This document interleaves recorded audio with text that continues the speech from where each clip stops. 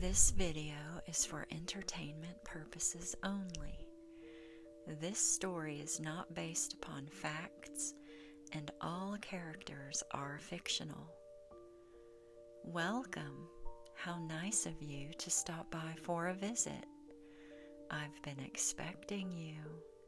Here, have a seat right next to me. I have another story to tell you. The Room That Wasn't. A young boy named Ethan lived in a quiet, weathered house at the edge of a small town. The house was old with creaky floorboards and drafty windows, but it had an undeniable charm. Ethan's parents had bought it as a fixer-upper, drawn to its antique character. The house had many rooms, but one day, while exploring the dusty attic, Ethan discovered something peculiar: a boarded-up doorway. The doorway was hardly noticeable, hidden behind old boxes and cobwebs.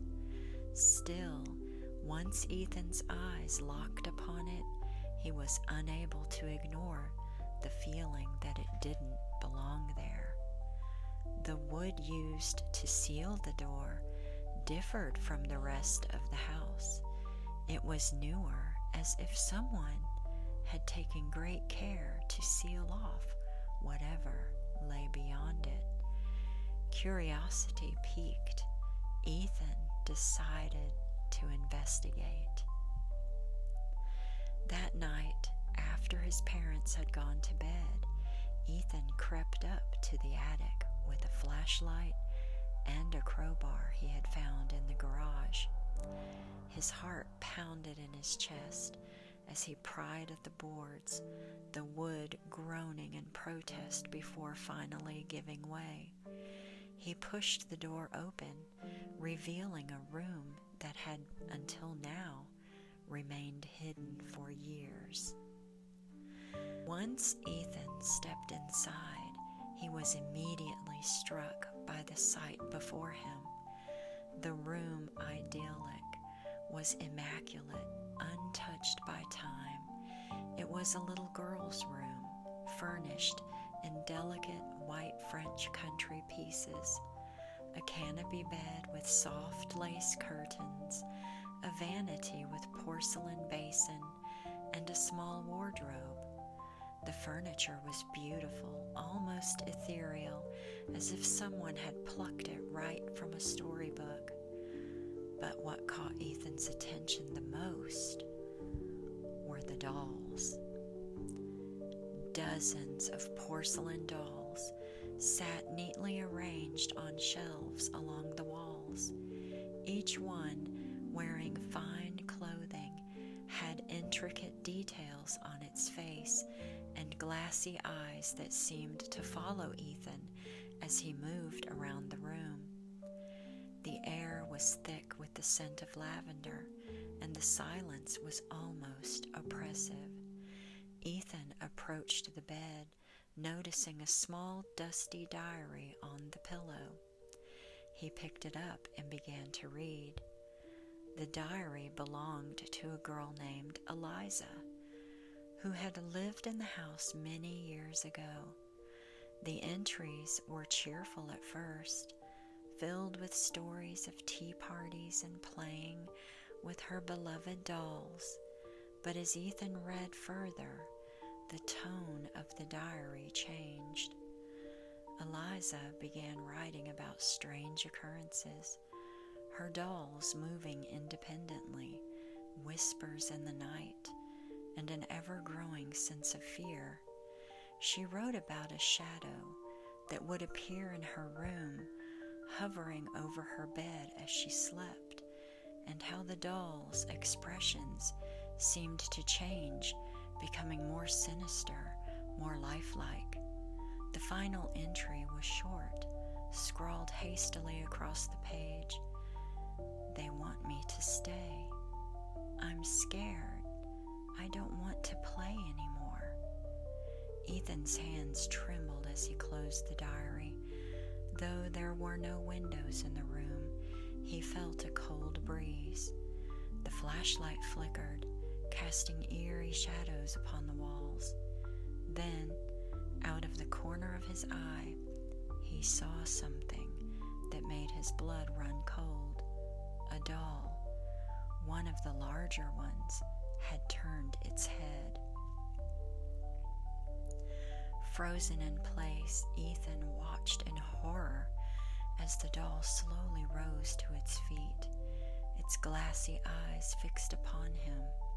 The other dolls also began to move, their once innocent faces twisted into malevolent grins. They climbed down from their shelves, their tiny feet clicking the wooden floor as they advanced toward him. Ethan backed away, his heart racing, but he found himself cornered. The door he had entered through was gone, replaced by a solid wall. Panic set in as the dolls closed in, their eyes gleaming sinisterly. At that moment, the room grew impossibly cold, and the stench of decay replaced the lavender scent. Ethan heard the soft giggle of a child, and then he saw her, Eliza, standing in the corner, her once vibrant form now a ghostly apparition. Her eyes were wide with fear as she looked at the dolls, her lips forming silent words. "Run!" But there was nowhere to run. The dolls reached out with tiny hands, grabbing Ethan's clothes and pulling him down. As they dragged him toward the bed, the room began to spin, the walls closing in. Ethan screamed, but no sound came out. His vision blurred as the dolls surrounded him, their faces now horrifyingly distorted. The last thing Ethan saw before the room went dark was Eliza, her spectral form fading into the shadows, mouthing one final word: "Sorry." The following day, Ethan's parents frantically searched the house, but he was nowhere to be found. They called the police, who scoured every inch of the house, including the attic, but there was no sign of him. Once the hidden doorway was discovered, when opened, there was nothing but an empty, dusty room. No furniture, no dolls, and no trace of the beautiful little girl's room Ethan had found. Ethan had vanished, never to be seen again. On quiet nights, when the wind howled through the old house, his parents would sometimes hear a child's faint, eerie giggle, and the sound of tiny feet scuttling across the attic floor, as if the dolls were still playing, waiting for their next guest. The end. Thank you so much for stopping by. I did rather enjoy your company. I do hope you are able to sleep peacefully tonight, and that the shadows in your bedroom remain content without disturbing you. Until next time, do take care and do stop by again when you have time for another story.